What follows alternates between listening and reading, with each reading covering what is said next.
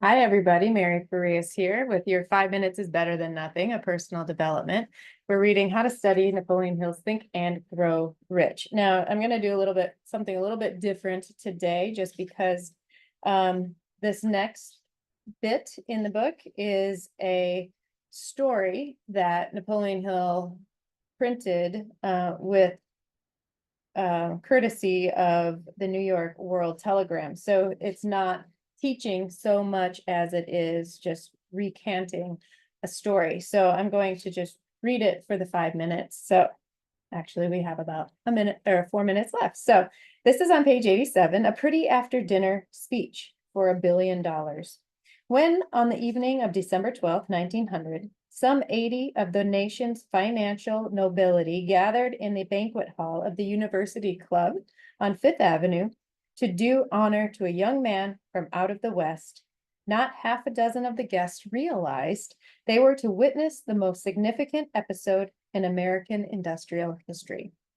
J. Edward Simmons and Charles Stuart Smith, their hearts full of gratitude for the lavish hospitality bestowed on them by Charles M. Schwab, during a recent visit to Pittsburgh, had arranged the dinner to introduce the 38-year-old steel man to Eastern Banking Society. But they didn't expect him to stampede the convention. They warned him, in fact, that the bosoms within the New York stuffed shirts would not be responsive to oratory, and that if he didn't want to bore the Stillhans, the Harrimans, and the Vanderbilts, he had better limit himself to 15 to 20 minutes of polite vaporings and let it go at that. Even John Piermont Morgan, J.P. Morgan, sitting on the right hand of Schwab, as became his imperial dignity, intended to grace the banquet table with his presence only briefly. And so far as the press and the public were concerned, the whole affair was of so little moment that no mention of it found its way into the print the next day. So the two hosts and their distinguished guests ate their way through the usual 7 or 8 courses. There was little conversation, and what there was of it was restrained.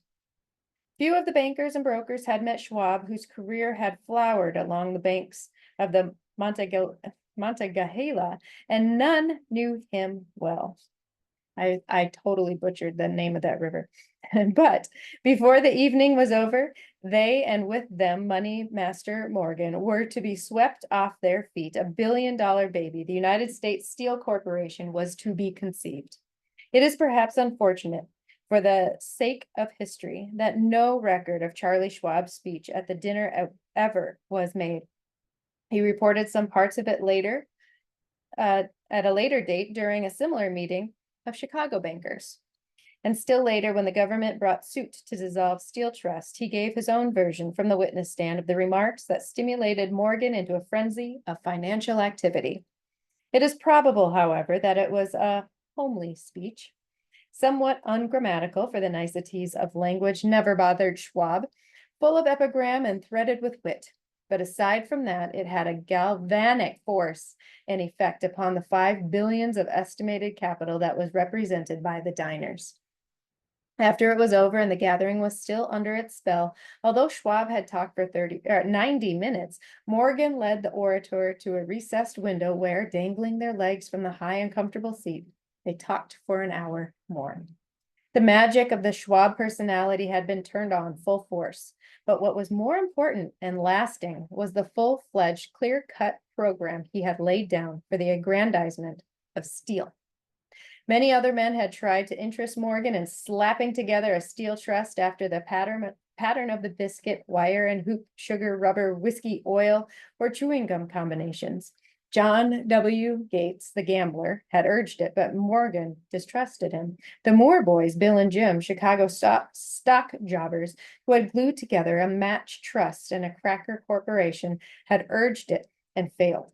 Albert H. Gray, Gary, the sanctimonious country lawyer, wanted to foster it, but he wasn't big enough to be impressive until Schwab's eloquence took J.P. Morgan to the heights from which he could visualize a solid result of the most daring financial undertaking ever conceived.